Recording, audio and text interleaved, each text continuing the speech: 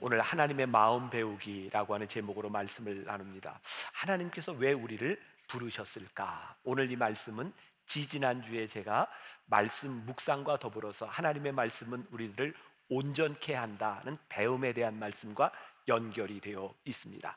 우리들이 말씀을 묵상하는 이유는 단순히 우리들이 말씀을 배우고 나 자신이 온전케 되는 데서 머무르는 것이 아니라 배움을 가르침으로 제자를 만드는 일로까지 연결되어야 하는 거죠. 우리들이 끊임없이 교회에서 말씀을 가르쳐야 되는 이유가 있다면 내가 그리스도를 닮은 사람으로 그치는 것이 아니라 또 다른 그리스도를 닮은 크리스찬들을 만들어가는 일을 해야 되기 때문입니다. 여러분, 성경에 예수님께서 활동하셨던 공생에 마태, 마가, 누가, 요한복음에 보면 예수님께서 나를 믿으라는 말씀도 하셨지만 더 많은 말씀이 뭐였냐면 나를 따르라라는 말씀이었어요. 믿음이 중요하지 않은 것이 아닙니다. 그런데 믿는 자에게 필연적으로 따름의 메시지가 없다면 그 믿음은 거짓된 믿음일 수 있어요. 그래서 오늘 우리는 이 따름에 대한 이야기를 함께 나누어 보려고 합니다. 근데 많은 크리스찬들이 신앙생활을 하면서 그런 생각을 해요. 좋아요. 따름으로 좋아요. 그런데 나에게는 자격이 없는 것 같아요. 나는 자신이 없어요. 이런 이야기를 종종 하기도 합니다. 잘 기억하세요. 우리 중에 자신감을 가지고 신앙생활을 하는 사람은 없습니다. 하나님의 은혜를 가지고 우리들이 신앙생활을 하는 거죠. 오늘 사도 바울이 이렇게 이야기를 하고 있어요. 1절에 보니까 내가 그리스도를 본받는 자 된 것 같이 너희는 나를 본받는 자가 되라. 너무 자신감 넘치는 말이잖아요. 나를 본받는 자가 되라. 이런 근자감은 어디에서 나오는 것일까? 그러면 사도 바울은요, 자기가 가지고 있는 자신감 때문에 이런 말을 하고 있는 게 아닙니다. 사도 바울은 끊임없이 그의 인생에서 하나님의 은혜를 고백한 사람이었어요. 나의 나 된 것은 하나님의 은혜입니다. 그가 은혜를 붙들고 그리고 평생을 목회하며 그가 개척했던 고린도에 있는 교인들에게 뭐라고 얘기해요? 여러분, 나를 본받는 자가 되십시오. 그런데 어떤 것을 본받으라고? 내가 그리스도를 본받으려고 노력했던 것처럼 여러분들도 나를 본받는 자가 되라고 말씀하고 있는 거예요. 저는 요한복음 15장 16절 말씀을 참 좋아합니다. 너희가 나를 택한 것이 아니요 내가 너희를 택하여 세웠나니. 오늘 우리가 이 자리에 앉아 있는 것이 나의 선택에 대한 문제가 아니라 하나님이 우리를 택하셔서 우리를 믿음의 공동체로 불러주셨다는 거예요. 그러니 오늘 우리는 우리의 자격에 달린 문제가 아니라 하나님이 우리를 그 부르심 가운데서 그것이 우리들에게 하나님을 따를 수 있는 자신감이 된다는 거예요. 저는 짧은 기간 미국에서 공부를 했지만 그 5년을 공부하는 동안 정말 영어 때문에 스트레스도 많이 받고 참 좌절감을 많이 느꼈던 것 같아요. 언어 문제가 잘 해결이 안 되는 거예요. 근데 제가 그런 상황에서도 제가 대학원 과정을 전부 올해 일을 받았다.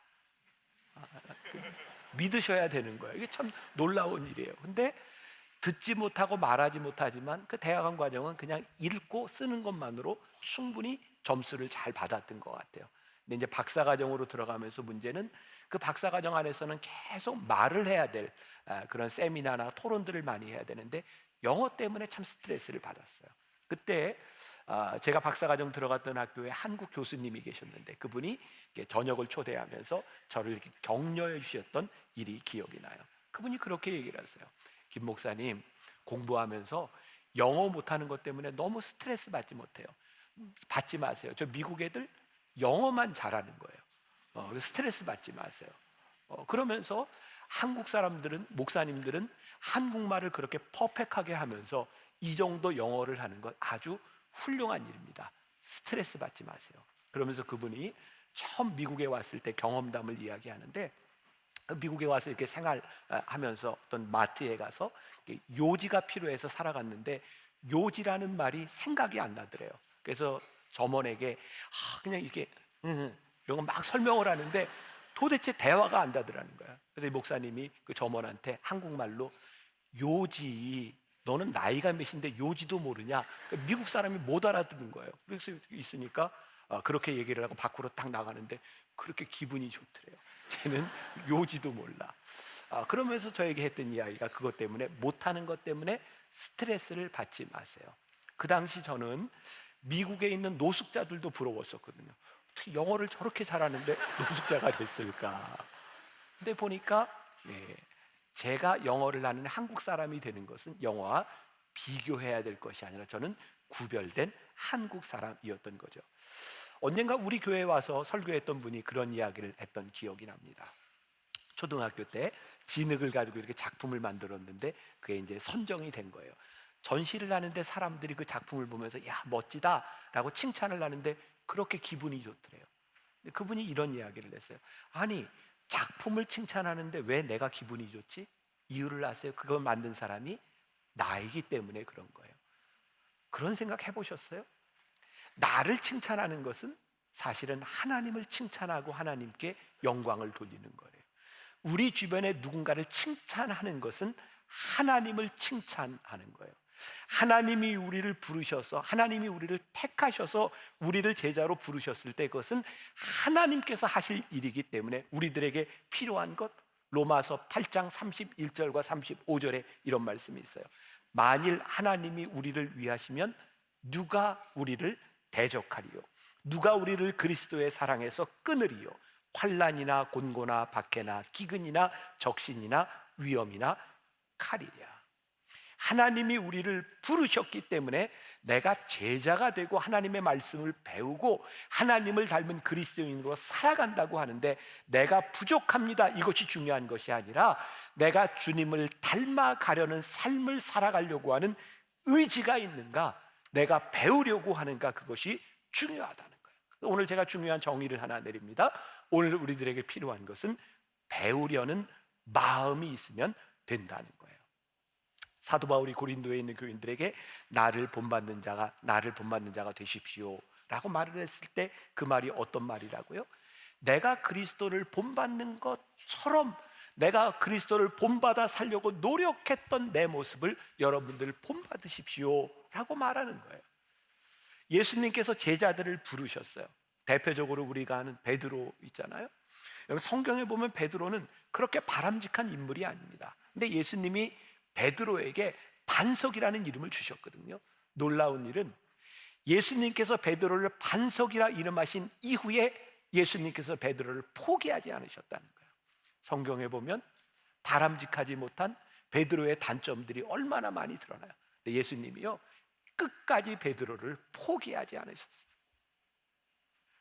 하나님이 여러분들을 포기하지 않으신다. 내 부족함에 대한 문제가 아니라 하나님이 우리를 택하셨기 때문에 하나님이 우리를 포기하지 않으신다는 거예요. 근데 주님을 닮아가는 이 삶이 결코 쉽지 않아요. 베드로전서 2장 21절에 보니까 그리스도도 너희를 위하여 고난을 받으사 너희에게 본을 끼쳐, 고난을 받으사 본을 끼쳐 그 자취를 따라오게 하려 하셨느니라. 쉽지 않은 거예요. 우리들의 삶에 고난이 있을 거라는 거예요. 주님을 믿고 따라가는 삶이 그렇게 쉽지 않습니다. 그러나 그 길을 갈 수 있게 하신다는 거예요. 예수님을 본받는 가장 강력한 방법이 무엇인가? 마태복음 11장 29절에 보니까 예수님은 나는 마음이 온유하고 겸손하니 나의 멍에를 메고 내게 배우라. 배우라라는 이 말씀은요 권면이 아닙니다. 명령입니다. 주님께서 뭐라고 말씀하셨어요? 배우라고요. 가장 강력한 배움의 완성은 내가 배우는 데서 그치는 것이 아니라 내 배움을 통하여 누군가를 가르치는 단계까지 나아갈 때 우리는 진정한 제자가 되고 진정한 가르침을 완성할 수 있는 거예요. 제가 박사학위를 받고 한국에 나와서 초창기에 신학교에서 가르치는 일을 했습니다. 근데 진짜 저는 이렇게 가르침에 이제 뜻이 있었던 것은 아니고 늘 목회를 해야 되겠다 생각했지만 신학교에서 가르치면서 저에게 제일 큰 기쁨이 제자가 되는 거예요. 여기저기 가서 우리 선생님입니다, 교수님입니다 이런 이야기를 듣는데 참 기분이 좋더라고요. 내가 누군가의 제자를 만드는 것은 내 삶의 참 기쁨이구나. 여러분들이요 말씀을 배운다라고 하는 것이 배움에서 끝나는 것이 아니라 이 배움을 살아가며 누군가에게 배움을 가르치는 사람이 될 때 우리들에게 제자됨의 기쁨이 찾아와요. 저는 한국 교계에서 책을 많이 읽는 목사로 이렇게 알려져 있습니다. 근데 사실 제가 물리적으로 그렇게 책을 많이 읽을 시간이 없습니다. 근데 제가 책을 많이 읽는 목회자가 된 것은, 그렇게 알려지게 된 것은 가만히 생각해 보니까 저는 책을 읽으면 제가 감동을 받거나 좋은 구절이 있으면 꼭 이렇게 메모를 해놓고 표시를 해놓고 설교 준비를 할 때 그거를 꼭 이 설교 안으로 가지고 옵니다. 여러분들도 아시지만 제가 설교 준비를 미리 하는 스타일이잖아요. 1년 정도 설교 준비를 미리 쭉 하다 보면 제가 읽은 책들이 그 설교 안으로 다 들어옵니다. 그러니까 사람들이 볼 때는, 야, 조 목사님은 책을 얼마나 많이 읽길래 설교 시간에 저렇게 많은 책을 인용을 할까? 근데 저는 많이 읽지 않습니다. 그냥 읽은 걸 다 써먹는 사람입니다. 근데 제 친구 목회자 중에 정말 책을 많이 읽는 친구가 있어요. 그 친구는 정말 손에서 책이 떠나지를 않습니다. 근데 너무 마음이 안탄 거예요. 그 친구는 읽은 책을 설교 시간에 제가 인용하는 걸 별로 본 적이 없어요. 참 많이 읽는데 참 허무하게 했다. 오늘 여러분들에게 굉장히 중요한 말씀을 드리고 싶어요. 오늘 여러분들이 말씀을 듣고 성경을 공부하고 우리들이 배우는 것에서 그치면 우리가 참 허무합니다. 중요한 건 우리들이 배운 것을 살아내는 것이고, 우리들의 삶을 통하여 누군가를 가르치는 것이고, 그것이 우리들에게 열매로 나타나기 시작할 때 우리들의 삶에 큰 기쁨이, 제자됨에 대한 기쁨이 우리들에게 있는 거죠. 그래서 오늘 사도 바울이 본문 2절에서 이렇게 말하고 있는 거예요. 너희가 모든 일에 나를 기억하고 또 내가 너희에게 전하여 준 대로 그 전통을 너희가 지킴으로 너희를 칭찬하노라. 지난 변화산 때도 제가 이 부분을 잠깐 인용했던 적이 있는데, 여기에 너희를 칭찬하노라 라고 하는 이 말이 NIV 영어 성경에 보면 I am glad라고 되어 있어요. 기쁘다는 거예요. 저는 이게 너무 와닿는 거예요. 사도 바울이 고린도에 있는 교인들을 향하여, 여러분들이 내가 가르쳐준 대로 그렇게 행하고 전통을 지키는 것을 보니 정말 내 마음이 기쁩니다. 목회자로서의 기쁨이 뭔지 아세요? 여러분들이 말씀을 듣고 그 말씀대로 살아내려고 하는 여러분들의 모습을 보니 제 마음이 참 기쁩니다. 자, 제가 읽었던 책 중에 김정주 씨가 쓴 안녕 신앙생활이라는 책에 저는 이렇게 써먹어요. 이 책에 보면 이런 글이 나와요. 약해도 쓰임받을 수 있다. 근데 굉장히 멋진 표현이었어요. 약해도 쓰임받을 수 있다. 약해야 쓰임받을 수 있다. 중요한 것은 약해야 쓰임받을 수 있는 것이 아니라 약해도 쓰임받을 수 있다는 거예요. 그 책에 이런 내용이에요. 그런데 여러분들이 약함에도 불구하고 쓰임받았으나 약함에 머물러 있으면 그 약함이 악함이 됩니다. 굉장히 와닿는 이야기였어요. 우리들이 약해도 쓰임받을 수 있지만 약함에 머무르는 것이 아니라 우리를 쓰시는 하나님의 은혜를 가지고 우리들이 쓰임 받아야 되는 거예요. 약함은 문제가 되지 않습니다. 그러나 약함에 머물러 있는 것은 문제가 되는 것입니다. 어떻게 우리들이 이 약함에 머물러 있지 않고 어떻게 우리들이 제자의 삶을 살아갈 수 있는가? 또 제가 이렇게 정의를 내릴 수 있을 것 같아요. 엄격함이 필요한 시대, 엄격함이 우리들에게 필요합니다. 누군가를 닮아간다고 하는 것, 우리가 누군가를 닮기를 원한다고 하는 것, 우리들이 주님을 닮아가기를 원한다고 하는 것은 그렇게 낭만적인 일이 아닙니다. 여러분, 우리 신앙생활은요 굉장히 치열한 겁니다. 이 세상 한가운데서 예수님을 닮아가고 우리들이 배움이 없이 예수님을 닮아간다고 하는 것, 그거 결코 쉬운 일이 아닙니다. 제대로 배우지 않는다면 우리들이 그렇게 살아갈 수도 없는 겁니다. 그래서 이 배움의 과정에는 엄격함이 필요한 거예요. 제가 올 한 해 안식년을 지나야 되겠다 이렇게 선포를 하고 교회적으로 제가 안식년을 지나가는데, 저는 안식년을 주일은 가능하면 지키고 안식년을 지나가겠습니다 해서 올해 들어서 제가 아직도 한 번도 안 빠지고 설교를 한 것 같아요. 근데 안식년을 한다고 생각하니까 이 안식년에 내가 뭘 할까 생각나는 게 있었어요. 내가 요 코로나 기간 동안 스케이트를 타다 좀 멈췄는데 다시 스케이트를 좀 타야 되겠다. 그리고 제가 건강을 위해서 이렇게 사이클 이렇게 타는데 요것도 내가 일주일에 한 3, 4일은 타야 되겠다. 그리고 제가 이제 할 것들 생각해 보니까 그래, 안식년을 지나면 내가 그동안 읽지 못했던 책을 좀 정독하며 읽어야 되겠다. 그리고 설교 준비도 그동안은 매일 이렇게 쫓기면서 이렇게 해왔는데, 설교 준비도 내가 좀 차분히 앉아서 하면 좋겠다. 그리고 제가 몇 년 전에 이렇게 바이올린을 배우다가 이렇게 손을 놨는데, 요즘 보니까 이렇게 손가락을 이렇게 쓰고 하면 치매 예방이 또 좋다. 그래서 몇 주 전에 제가 한번 이제 레슨을 받았어요. 그리고 그런 생각을 했어요. 이러다 내가 죽겠구나. 할 게 너무 많은 거예요. 이렇게 살다 죽을 것 같아요. 나는 안식이라고 생각했는데, 생각해 보니까 그래. 여러분들은 어떻게 생각할지 모르지만 어제 새벽에 제가 말씀을 다시 보다 이런 문장을 썼어요. 제일 중요한 것은 가장 중요한 것이다. 별로 안 와닿는군요.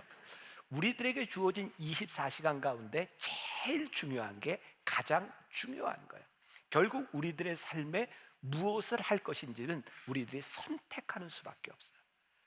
내가 제일 중요하게 생각하는 것이 가장 중요하기 때문에 내가 선택해야 됩니다.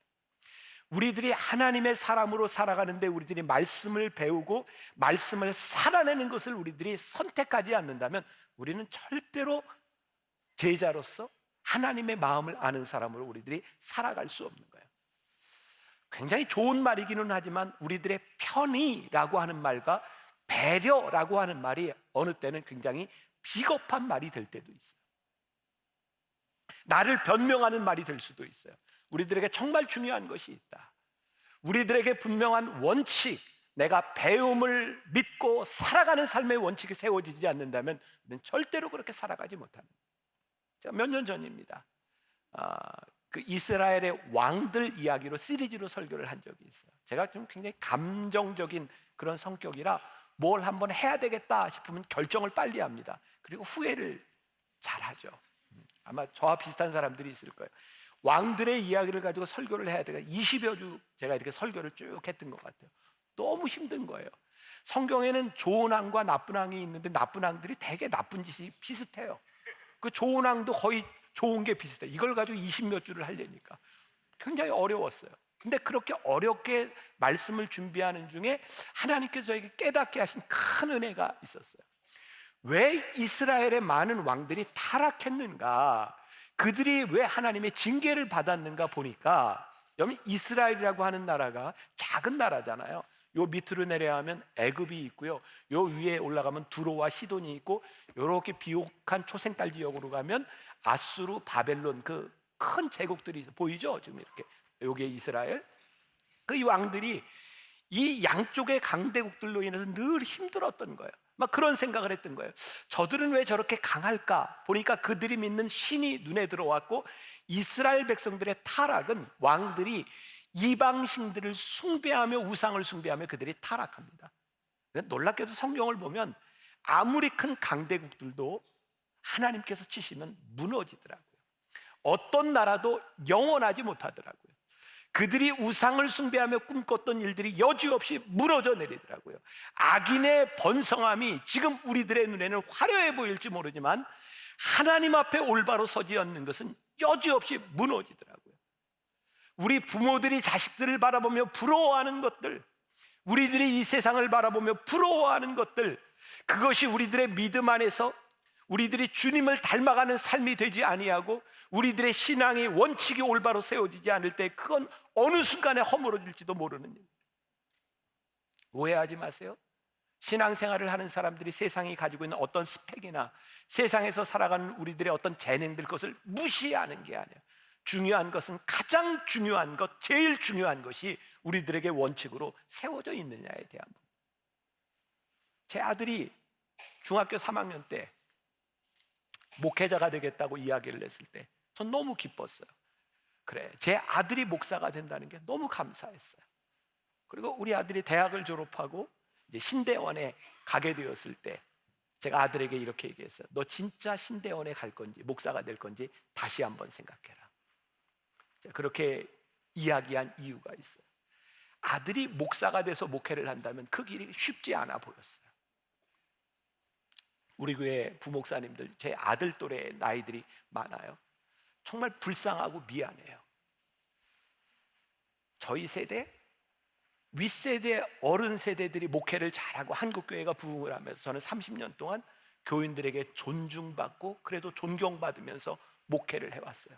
근데 우리 세대가 한국 교회를 너무 힘들게 했고 이 다음 세대가 살아갈 30년은 가시밭길처럼 보이는 거예요. 교인들에게 존중받는 것도 대우받는 것도 힘든 이 시대를 살아가는 목회자가 된다고 하는 거, 그게 제 아들의 모습인 거예요. 아들한테 다시 한번 생각해봐라. 네가 목회자가 될 것인지. 왜요?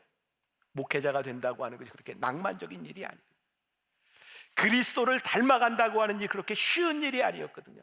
너에게 사명이 없다면, 내가 이 길을 가야 된다는 확신이 없다면 그 길은 그렇게 쉽게 갈 수 있는 길이 아니라, 그리스도인, Christ like, 안디옥에서 교인들이 처음으로 그리스도인이나 불리움을 받았을 때 그들의 삶은 그렇게 쉽고 편한 길이 아니라 예수님을 닮아가는 제자로서의 삶을 살아가기 시작할 때 예수님 닮은 모습을 사람들이 보았다는, 교회 공동체 제자가 된다는 것, 그게 어떤 모습일까? 나를 본받는 자가 되려고 얘기했던 사도 바울의 그 고백은 어떤 고백이었을까? 사도 바울은 그런 고백을 자주 하잖아요. 내 몸에 나는 그리스도의 흔적을 지녔노라. 사도 바울의 몸에 지녔던 그리스도의 흔적이 무엇일까요? 여러 가지로 이야기할 수 있고 영적으로도 이야기할 수 있겠지만, 사실 사도 바울은 복음을 전하다 매도 맞고요, 돌에도 맞고요. 사도 바울의 몸에는 상처가 있었어요. 사도 바울은 그의 인생의 목회의 여정 가운데서 그 몸에 난 상처를 볼 때마다 내가 그리스도로 인하여 받은 고난이 있구나. 사도 바울이 고린도에 있는 교인들에게, 당시 고린도는 성적으로 가장 타락한 도시였고요, 우상이 만연하는 도시였어요.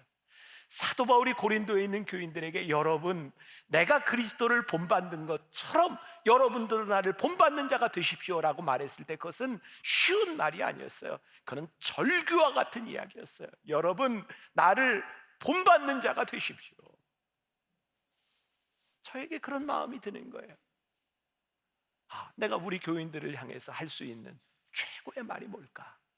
온전함이 아니라, 여러분, 내가 적어도 목회를 하면서 그렇게 예수님을 본받는 자처럼 살아가려고 노력했던 그 모습을 여러분들이 보았으면 좋겠습니다. 그게 나에게 가장 축복이 아닐까.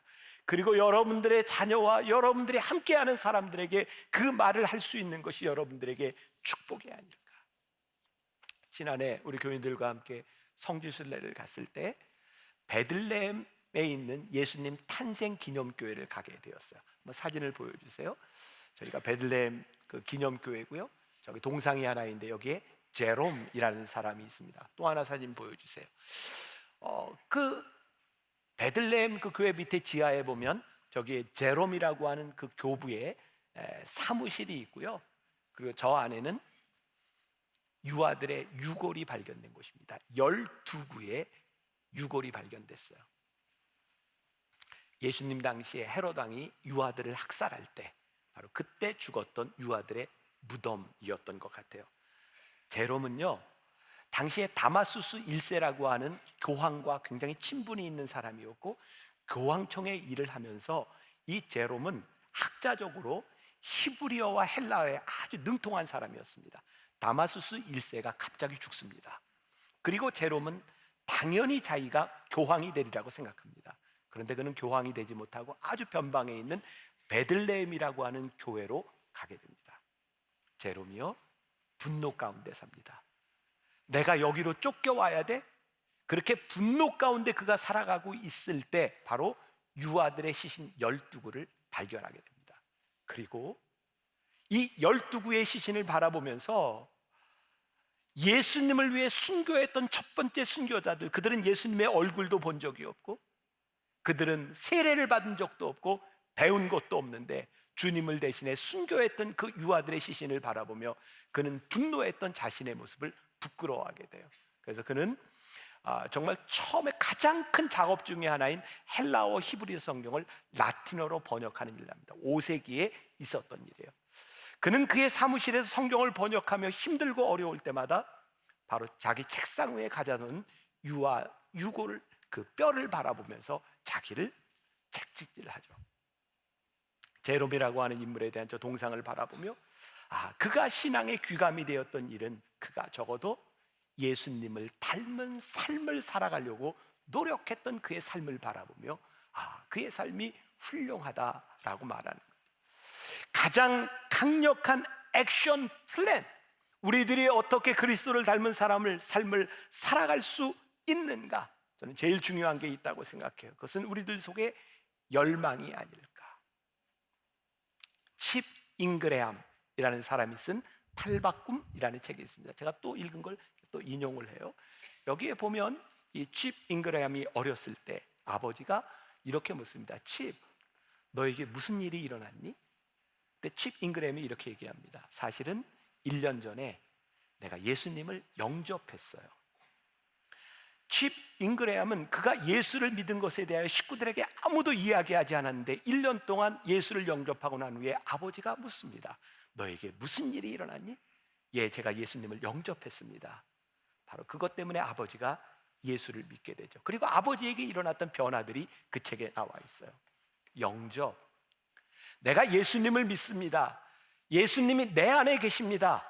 그것 때문에 우리들에게 일어났던 변화, 내가 예수님을 믿기 때문에 내 삶에 어떤 일이 일어났는가를 분명히 이야기할 수 있는 것. 우리들이 예수님을 닮아가는 이 삶의 과정 중에 제일 힘든 것이 자꾸 우리들의 옛 성품과 우리들의 옛 습관들이 나타나는 거죠. 제가 배우는 걸 참 싫어하는 사람인데 유일하게 제가 배운 것 중에 하나가, 제가 이제 스케이트 처음부터 레슨을 받았거든요.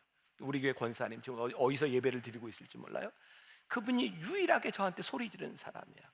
스케이트장에서 이렇게 스케이트를 배울 때 목사님 그게 뭡니까? 그러면서 막 그 폼을 버리세요. 막 옛날에 제가 살던 왕십리에는 미나리깡이라고 겨울이 되면 거기 그냥 얼음을 얼려놓고 스케이트를 하는, 그때는 스케이트를 타면서 뭐 폼이고 이런 거 없어서 그냥 이렇게 팔자로 이렇게 찍찍 그면서 이렇게 스케이트를 탔던.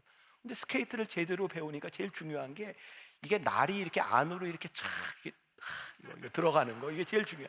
근데 그걸 이렇게 하면 힘이 많이 들어가요. 몇 바퀴를 타다가 힘이 들면 편안하게 이게 다리가 풀려. 그럼 팔자가 나와요. 그럼 목사님 그게 뭡니까? 그럼 그런 생각을 했어요.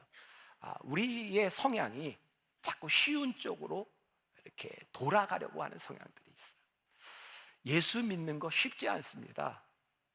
우리가 예수 믿는 자로 살아가는 거 쉽지 않습니다. 예수님을 영접하고 그분이 내 안에 계셔서 말씀으로 살아가는 것이 쉽지 않습니다. 우리들에게 정말 중요한 게 있어요. 말씀을 배우려고 하는 열망과 더불어서 이 말씀을 살아가려고 하는 열망이 우리들에게 살아있지 않으면 이 삶을 살아가기가 어려워요. 지난주에 우리 교회 교인은 아니지만 어떤 권사님이 예배를 드리고, 지난주에 제가 어떤 설교했는데 다 잊어버리셨죠? 나눔에 대한 설교를 했어요. 나눔, 내 마음대로 나누는 게 아니라 그들의 필요를 따라 나누는 나눔에 대한 설교를 했는데, 그분이 그 주간에 제가 저기 부산에서 한 그 가정의 추도 예배를, 이렇게 추모 예배를 제가 인도하게 되었는데 그분이 연락이 왔어요. 목사님, 제가 창원에 가는 기차표를 끊고요 그곳에 가려고 합니다. 와서 저에게 이런 얘기를 하는 거예요. 목사님, 말씀을 듣는데 그분의 필요를 따라 내가 나누어 줄 수 있는 게 무언가 생각해 보니까 나에게 있는 시간을 나누어 주는 거더라고요. 그래서 서울에서 갑자기 창원으로 는 기차표를 끊어서 왔어요.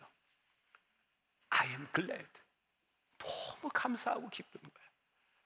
말씀을 듣고 말씀을 살아가려고 하는 그 사람의 모습을 보는 것이 너무 기쁜 거예요. 저는 이 사도 바울의 편지, 사도 바울이 고린도에 있는 교인들을 바라보면 내가 기쁘다라고 말했던 것이 너무 이해가 되는 거예요. 여러분들을 바라보면서 여러분이 여러분들의 인생의 마지막에 우리들의 자녀들과 우리의 교인들을 향하여, 여러분, 내가 평생을 열심히 살았지만 제 모습을 보지 말고 예수님 바라보며 사세요 라고 말한다면 굉장히 겸손해 보이는 것 같지만 어쩌면 내가 잘못 산 것은 아닐까. 적어도 우리들의 인생에, 여러분, 제가 말씀을 따라 살아가려고 애쓰고 내가 치열하게 살아갔던 이 모습을 여러분들이 바라보면서 여러분, 나를 본받는 자가 되십시오 라고 말할 수 있어야 하지 않을까. 가끔 그런 생각이 들어요. 우리가 말씀대로, 제자로 주님의 말씀을 따라 살아가는 것이 쉽지 않을 뿐만 아니라 이게 내가 맞는 거야? 우리들 스스로 혼란스러울 때가 있어요. 근데 그냥 그런 꿈을 꾸는 거예요. 어느 날 내가 뒤를 딱 돌아봤는데 내가 살아왔던 내 삶의 발자국이 있어요. 그래도 내가 틀리지 않았구나. 내가 걸어온 길이 잘못되지 않았구나 라고 생각할 수 있다면 우리는 참 복되게 인생을 살아가는 사람들이 아닐까. 저나 여러분들 모두가 다 연약한 사람들이에요. 약함에도 불구하고 하나님이 우리를 쓰신다고 말씀하셨어요. 연약함으로 인하여 연약함에 머물러 있는 악함이 아니라 우리의 연약함을 쓰시는 하나님의 은혜를 안고 우리들의 삶을 고백할 수 있는 여러분들, 그리고 오늘 한 주간 여러분들이 나가서 사는 삶 가운데 이 말씀을 살아내는 치열함을 가지고 다음 주에 여기에 모일 수 있기를 간절히 소원합니다. 그 치열함으로 인하여 저기 열려지는 십자가를 바라보며 눈물이 흐를 수 있는 그런 복된 삶을 한 주간 잘 살아내시기를 주님의 이름으로 간절히 축원합니다. 우리 보소서 주님 함께 찬양합시다.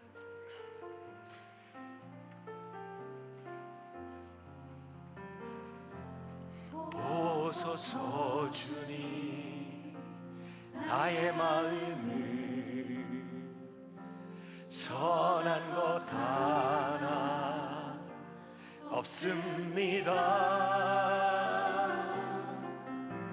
그러나 내 모든 것 주께 드립니다.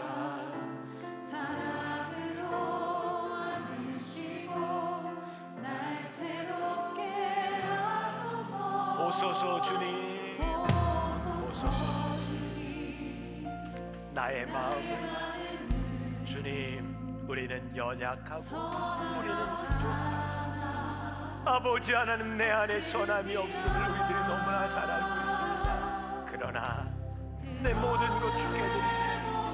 주님, 우리의 인생을 붙잡아 주실 하나님을 기억하며 우리가 그렇게 살아가기를 원합니다. 우리를 붙잡아 주옵소서. 우리를 믿음으로 붙잡아 주옵소서. 우리와 함께하여 주옵소서.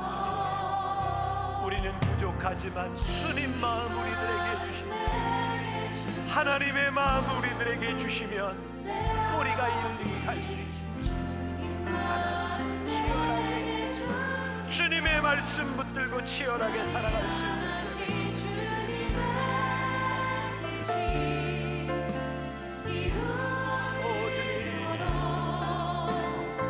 마음을, 하나님의 마음을 주님 마음 내게 주소서.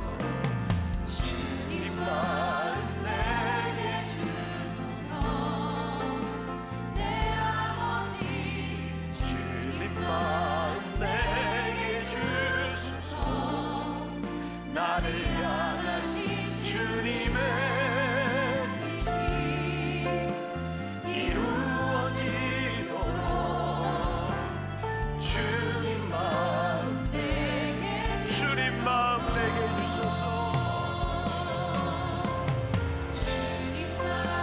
내게 주소서.